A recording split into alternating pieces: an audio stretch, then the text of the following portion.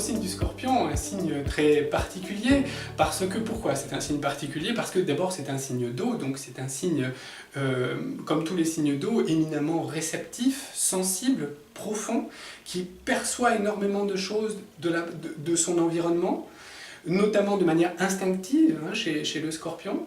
Mais c'est un signe d'eau particulier puisqu'on va trouver chez le Scorpion des planètes de feu dessous. C'est-à-dire qu'on va trouver deux planètes, Mars et Pluton.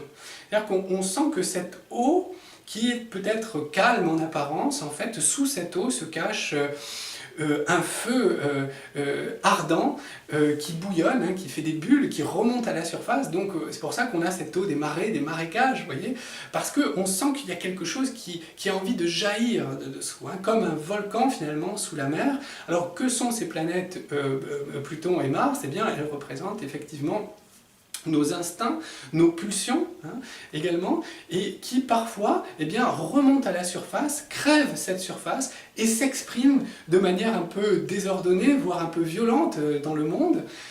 En tout cas, ce sont des instincts qui, par essence, ne sont pas civilisés comme peut l'être notre intellect, ou nous pouvons l'être dans nos rapports sociaux. Donc on a ici une irruption d'instincts qui crèvent la surface et qui viennent se manifester au grand jour. Et ça crée forcément une transformation. C'est-à-dire qu'à partir de cette irruption, on est obligé de s'adapter. De même quand un volcan rentre en éruption, il commence par détruire beaucoup de choses, mais derrière, finalement, il va y avoir la réinvention de la vie, sous une autre forme, souvent plus riche, puisque d'ailleurs c'est sur les pentes des volcans que l'on trouve les terres les plus fertiles et les meilleurs vins du monde.